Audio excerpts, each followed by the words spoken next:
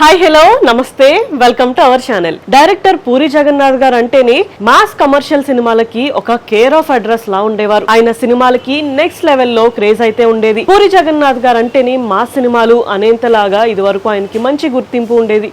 కానీ తర్వాత ఆయన క్రేజ్ అంతా కూడా తగ్గిపోయింది. చాలా డిఫరెంట్ స్టోరీస్, డిఫరెంట్ కంటెంట్ ఉన్న సినిమాలు రావడం స్టార్ట్ అయ్యాయి.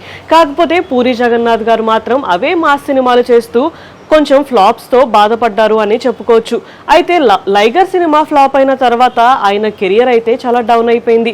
దీంతో ఆయన ఫ్యాన్స్ అందరూ కూడా పూరి జగన్నాథ్ గారు ఆయన రూట్ చేంజ్ చేయాలి అని, ఒక డిఫరెంట్ స్టోరీ చేస్తే బాగుంటుంది అని కోరుకున్నారు. రీసెంట్గా పూరి జగన్నాథ్ గారు విజయ్ సేతుపతి గారితో సినిమా అనౌన్స్ చేసి అందరినీ షాక్ అయ్యేలా చేశారు అని చెప్పుకోవచ్చు.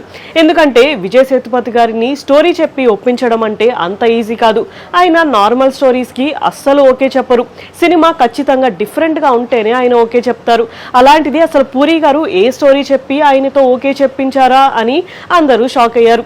విజయ్ సేతుపతి గారు కూడా ఈ విషయం మీద రియాక్ట్ అవుతూ అసలు ఇలాంటి స్టోరీని నేను ఎప్పుడు వినలేదు అని, అందుకే పూరి జగన్నాథ్ గారి స్టోరీకి ఓకే చెప్పాను అన్నారు.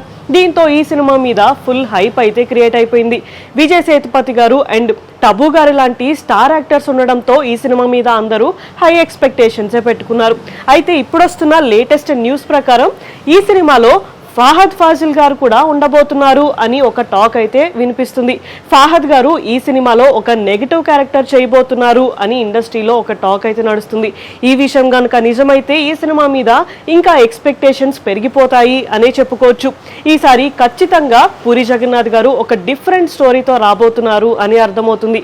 అయితే త్వరలోనే ఈ సినిమా లాంచింగ్ చెన్నైలో అయితే ఉండబోతుందంట. మరి ఈ లాంచ్ రోజు ఈ సినిమాలో మిగతా కాస్టింగ్ గురించి అండ్ టెక్నికల్ టీం గురించి కూడా ఏమైనా డీటెయిల్స్ వస్తాయేమో చూడాలి.